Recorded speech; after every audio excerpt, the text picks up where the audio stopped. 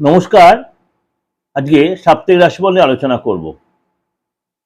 23rd March 2026 two 29th March 2026। এই সপ্তাহে সারাটা সপ্তাহ কেমন যাবে তার আগে বলে রাখি গো রাশি একটু সিচুয়েশনটা। এখন কিন্তু নবরাত্রি চলছে, এরপরে আমাদের বাংলা নববর্ষ চালু হচ্ছে, সেটা নেওয়ার চেষ্টা করবো আপনাদের যে প্রোগ্রাম দেওয়ার জন্য।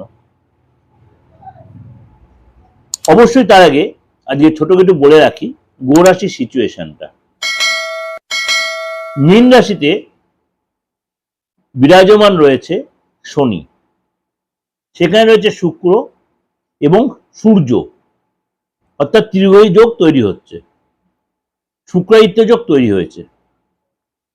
এছাড়া কুম্ভ রাশিতে রয়েছে আপনার রাহু, বুধ, মঙ্গল। মিথুন রাশিতে রয়েছে দেবগুরু বৃহস্পতি, আর সিংহ রাশিতে রয়েছে কেতু। এই সিচুয়েশনে মেষ টু মীন রাশির উপরে কি প্রভাব পড়বে চলুন তো একটু আলোচনা করে নিই। কন্যা রাশি। কন্যা রাশি এই সপ্তাহে শরীর স্বাস্থ্য আপনার আগের চেয়ে ভালো থাকলেও পেটের একটু প্রবলেম হতে পারে, টেনশনটা বাড়তে পারে, রাতের ঘুমটা একটু কমে যেতে পারে, রাগটা বেড়ে যেতে পারে। ব্যবসার দিক দিয়ে এই সপ্তাহে কিন্তু আপনার বেটার কিছু অপেক্ষা করে আছে, অর্থাৎ আপনার আর্থিক জায়গাটা ডেভেলপ করে একাধিক ওয়ে আপনি খুঁজে পাবেন। ব্যবসায় ডেভেলপ হবে, কাজের জায়গায় যে চাকরি করছেন বস আপনার সাপোর্ট দেবে,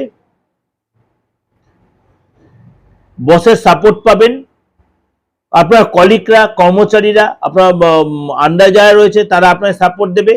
আপনি যদি কোনো জনপ্রতিনিধি হন, আপনি যদি কোনো সামাজিক ক্ষেত্রে বা রাজনীতির ক্ষেত্রে জনপ্রতিনিধি হন, এই সপ্তাহে আপনার প্রতিষ্ঠা লাভ হবে। এই সপ্তাহে আপনি প্রতিষ্ঠা লাভ হয়ে সম্মান পায়, মান সম্মান বৃদ্ধি হবে। রাস্তায় চলাফেরাতে সাবধান, চোটাঘাত লাগতে পারে, দুর্ঘটনা হতে পারে, বিশেষ করে পায়ে বা মাথায় লাগতে পারে, রক্তপাত হতে পারে। গাড়ি চালাতে সাবধান, কোনো ট্রাফিক কেস বা পুলিশ কেস খেতে পারেন। এই সপ্তাহে শত্রুরা কিন্তু পরাজিত হবে, আপনার শত্রুরা পরাজিত হবে, আপনার কাছে নত হবে, আপনার কাছে নত হবে, শত্রুরা আপনার কাছে নত হয়ে পরাজিত হবে। সুতরাং শত্রু দমন করতে পারবেন। আপনাকে বলবো কন্যা রাশির লোকেদের অহংকার ত্যাগ করবেন, ইগো ত্যাগ করবেন, ইমোশন কন্ট্রোল রাখবেন, নিজের ভাবনা, নিজের চিন্তা ভাবনা সবার সাথে শেয়ার করবেন না, এবং শত্রু চিনতে শিখুন। কারণ আপনি অল্পতেই নিজের জায়গাটা খুলে ফেলেন, সেইটা গোপনীয়তার কিছু আপনি মেনটেন করতে হবে আপনাকে এই সপ্তাহে, তাহলে আপনার জন্য সেটা ভালো হবে। 25 তারিখ 26 তারিখ আপনার জন্য যথেষ্ট ভালো। এই সপ্তাহে 25 তারিখ এবং 26 তারিখ আপনার যথেষ্ট ভালো। সপ্তাহে বাকি দিনগুলো ঠিকঠাক। এই সপ্তাহে আপনার কিন্তু 25 তারিখ এবং 26 তারিখ যে কোনো সাকসেসের জন্য, সফলতার জন্য এই দিন দুটো আপনি বেছে নিতেই পারেন।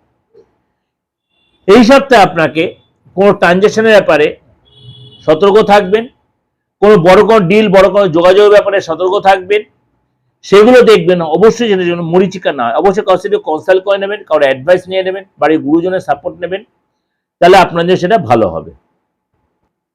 এটা আপনাকে যে ওভারঅল একটা প্রেজেন্টেশন দিলাম, অবশ্যই আপনাদের আমি একদম শরীর স্বাস্থ্য থেকে, প্রেম রিলেশন থেকে আরম্ভ করে আপনার সবকিছুই বললাম। অবশ্যই ভালো লাগবে, ভালো লাগলে অবশ্যই লাইক করবেন, শেয়ার করবেন। আর যেটা আপনার বারবার আমাকে বলছেন দাদা এই যে নবরাত্রি চলছে, আপনি এই সময় যে কোনো তন্ত্রমন্ত্র আমাদের কিছু কাজ, আমি বলছি তন্ত্রমন্ত্রের কাজ নবরাত্রিতে অবশ্যই ভালো হয়। যেটা আমার আশ্বিন মাসের নবরাত্রি সেটাও আমরা কাজ করি, চৈত্র মাসের নবরাত্রি সেটা তো যারা তন্ত্রমন্ত্রের কাজ করে তারা সবসময় করে। এছাড়া আদার্স যে দিনগুলো আছে 365 দিন, সেই দিনগুলো সবকটাই বিশেষ বিশেষ কিছু দিন আছে। তাছাড়া সবসময় আমাদের কিছু কিছু দিনক্ষণ থাকে, সেই সময় কাজ করাই যায়। আপনাদেরও বলি, যারা আমার আজকে নতুন ভিউয়ার্স, যারা আমার সম্বন্ধে এখনো সেইভাবে আপনাদের ধ্যান ধারণা আসেনি, দীর্ঘদিন আপনাদের এই প্রোগ্রাম আমি এই সোশ্যাল মিডিয়ায় প্রচার করছি। সুতরাং আপনারাও এই সময় বলুন বা পরবর্তী সময় বলুন, তন্ত্র মতে কোনো প্রতিকারের জন্য, যে কোনো প্রতিকার, খালি মৃত ব্যক্তিকে বাঁচানো সম্ভব নয়, মুমূর্ষু ব্যক্তিকে বাঁচানো খুব সম্ভব নয়, মুমূর্ষু ব্যক্তিকে বাঁচানো সম্ভব নয়। তাছাড়া মনে কোনো আইনি ঝামেলা বলুন, আপনি শত্রু জ্বালায় জর্জরিত হয়ে যাচ্ছেন, মানসিক প্রচন্ড চাপ আপনার অর্থকেও আটকে রেখেছে, ভীষণ একটা চাপে পড়ে যাচ্ছেন, লোকে আপনার সাথে ভীষণ কনস্পিরেসি করছে, জেলাসি করছে, মানে বস সাথে সুসম্পর্ক তৈরি হচ্ছে না, বারে বারে চাকরিটা চলে যাচ্ছে বা হতে হতে মুখের সুযোগ হাতছাড়া হয়ে যাচ্ছে, এই যে কাজগুলো ক্রিটিক্যাল কাজগুলো, বা স্বামী স্ত্রীর মধ্যে একটা বন্ডিং এর অভাব, বা বিয়ের একটা জায়গাটা আটকে যাচ্ছে, কেউ আপনার বেঁধে রেখেছে, সম্পত্তির দিক দিয়ে প্রবলেম, এই জিনিসগুলো আপনি অবশ্যই তন্ত্রমতে রেক্টিফিকেশন করার কিন্তু বিরাট সুযোগ আপনি আমার থেকে নিতেই পারেন।